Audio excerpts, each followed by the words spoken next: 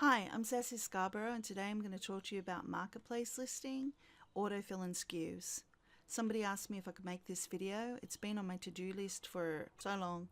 I actually really enjoy doing marketplace listings. I've done it for many brands over the years, and I just like it. I'm a bit weird like that. Anyway, so you've got a product that you need to list. This is currently at Shop and Hop, so I'd just be listing it early to have it sitting there, not actually making it live. Right click the item, copy to marketplace listings, otherwise it just disappears from your inventory.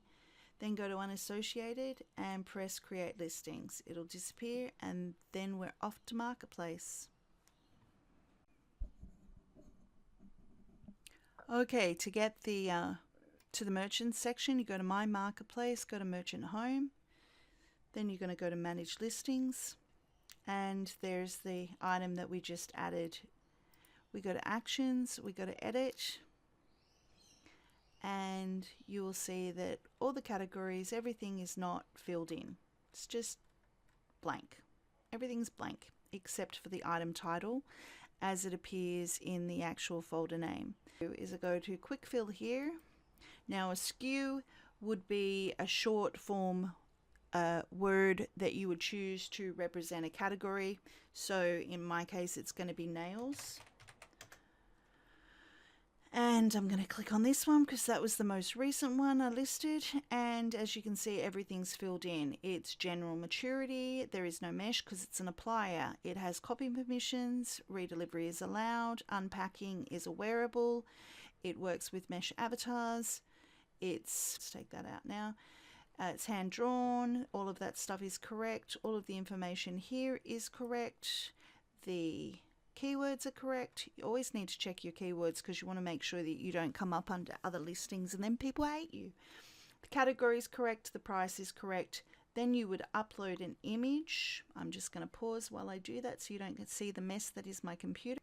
Depending on the item, you can upload multiple images because you might want to show the HUD, you might want to show the item, all different things, so you can add numerous images. Then you'd go to add related items, so I'll type in nails again, and my most recent nails fit. I've gotten up to 5. There you go. You do not have to do one at a time. People think they need to do one at a time and then they have to wait and they get all cranky and it takes too long. You just saw me do 5 at once. My record has been 6. Then you would add a demo item depending on what it is. This is nail supplier, it doesn't need it. Then you would add your distribution, so that's who you do splits with. So I'm just going to pause while I fill that in, and then you would just press update and it will go live. So it's here, it's all listed, everything's done, and then when it's time to actually go live, as I said, it's in an event currently, so it's not going to go live until the end of that. Then you would just press list for it to be activated. Now I want to do part 2, which is actually setting up SKUs for various listings. So we're in the merchant home manage listings section.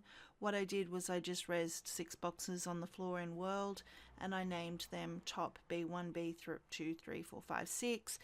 We're pretending that B1 is a different body type than B5. Say we were doing clothing and it was going to actually be sold per body type. It's just an example, not suddenly going to bust out and make clothing. This is just to let you know. So let's go to B1 and we're going to go into edit, and we've got a blank slate here. Okay, so the first thing we're going to do is we're going to name this SKU, and it's going to be top B1 for whatever that body is going to actually be. It is going to be a moderate item, say. It is going to be 100% mesh, it's going to be fitted, it is going to be copy, it is going to be mod, redelivery is allowed, it requires unpacking, and it's a wearable HUD, it works with mesh avatars. The product features are that it's 100% original mesh, it is fitted, it is color HUD included, it is PBR, it also has classic textures, Okay, then you're going to say that this item is for the B1 body. You must have one for this to fit. Please try demos. Then it could be anything else that you want to say there, okay? Then keywords are B1 body, it's a top, it's festive, it's fashion, stylish, etc, etc. In the categories, we're going to go with apparel, women's and women's tops, and we're going to select that category because it's an overall category. The price, we're going to say it's $2.20 to start with. Images is not a thing. A SLURL to your store. Land impact doesn't matter. It's clothing. It's unlimited quantities. All of those other parts do not apply because they won't carry across. And then update. Okay? And so the B1 body is done. So now you could go to B2, go into edit. Now you could quick fill by typing top B1, search the products, there's the thing there, okay, but this is going to be your B2 SLURL.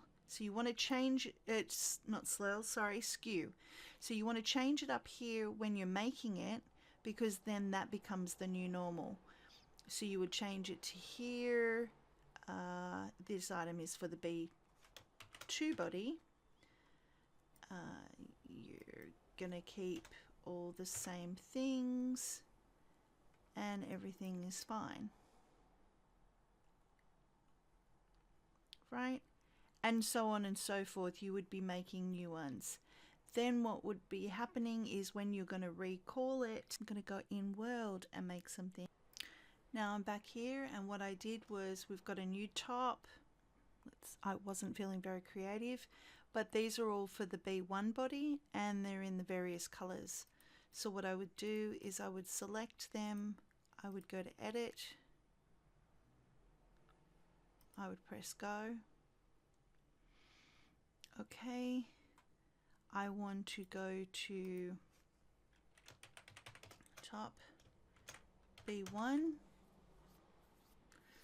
Okay, that's the SKU there, right? And it's just filled in everything for me, right? So everything is done. It goes with the B1 body. It's got those things. It's possibly not festive. So now what happens here is it's basing it off that SKU. So if you make any changes to anything here, but you still have this up here, it will override. So the first thing you want to do is just unselect that, right? Say you want to go in here and make this, say, latex. Okay. Say you want to change the price to $2.50. Okay, and then you update. And now all of those items there are listed at $2.50 and they now say latex, right? You will still have to go in there into each individual color, upload your image, add your related items. Demos you should do first because then you have something to pull from. You would add your distribution and you would update. If you have a staff member, if you have a store manager or somebody that does your customer service, they can set these SKUs up for you.